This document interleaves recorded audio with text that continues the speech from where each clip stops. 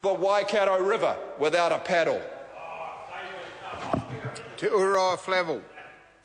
Tēnā koe, Mr. Speaker, kia ora tātou katoa. E korero nei mo tēnei take nui whakaharahara e pāna ki tēnei kaupapa te wai. Mr. Speaker, on the 24th of August, the Waitangi Tribunal issued its interim report on the National Freshwater and Geothermal Resources claim, noting, and I want to quote this, "The matters in this claim are of national importance and at the core of the Māori-Crown partnership sealed in 1840. So we believe that the government's announcement last Monday to delay the public offerings of up to 49% of Mighty River Power has actually been quite important and pretty crucial in the sense of trying to move towards some sort of way of bringing the parties together.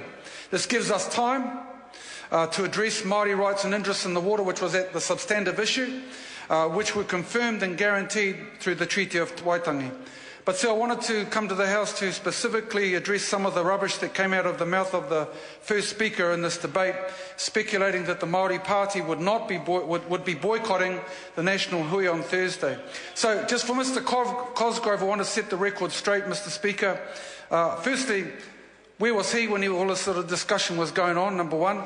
And number two, that the Māori Party has actually been playing an integral role in trying to keep the doors of discussion open, even as I speak, Mr. Speaker, even as I speak.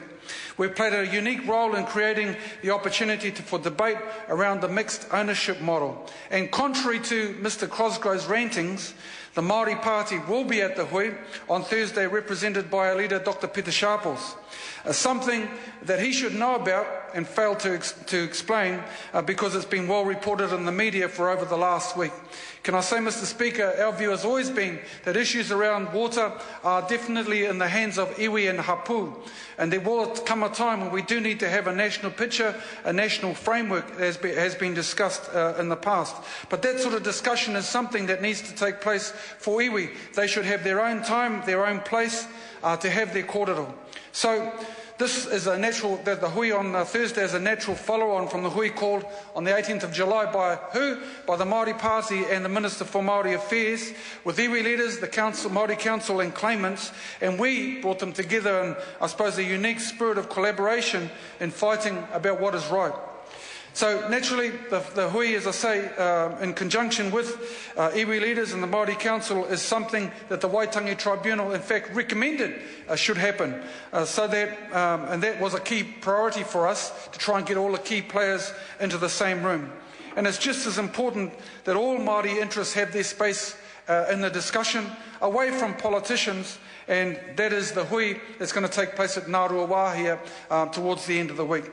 Mr. Speaker, I want to point out that the 18th of July hui, a statement came out from that hui that said, when we met with the government and indeed the Prime Minister, the statement read something like this: that the Māori Party and the government continue to support a process of negotiation between hapu and iwi and the government on their rights and interests in water, and the government has undertaken not to legislate over those rights and interests. Mr. Speaker, that's a crucial statement, because it set the scene for ensuring that we never ever have another foreshore and seabed debacle. I want to be clear that the Māori Party has been against the sale of the assets from the get-go, and we continue to maintain that position.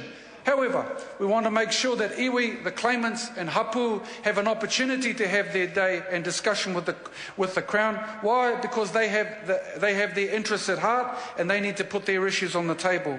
It's really disappointing, Mr. Speaker, that Mr. Cosgrove chose to go down that line, simply because we should set aside that sort of politics and really talk about the substantive issues: water ownership for the benefit of future generations, issues of governance, issues of management, issues of allocation, proprietary interests, all guided by kaupapa of rangatiratanga and kaitiakitanga, things that we talk about all of the time. This is an opportunity for us to engage in work streams such as the development of the national framework out of the Waitangi Tribunal, the settlement with iwi leaders, the Māori Council and other claimants, and a timetable for ongoing discussions, and the recommendation of the Land and Water Forum for a National Land and Water Commission. Mr. Speaker, there's heaps and heaps to do. So we believe that the Crown needs to demonstrate active commitment commitment to exploring the nature of Māori proprietary rights and interests in water, and the announcement of a commitment to developing a national framework would certainly help prepare the groundwork for the second stage of that inquiry. There's a lot to do. We see a commitment to continued direct localised negotiations as critical in maintaining good faith with Hapu. The hui that's coming up at Ngāruahi is a good way to go. However, at the first instance, let's allow the people to have their say. Let's take a bit of time about it to get it right. Kia ora tātou. Todd McClay. Speaker, thank you. I want to commend the last speaker in this debate.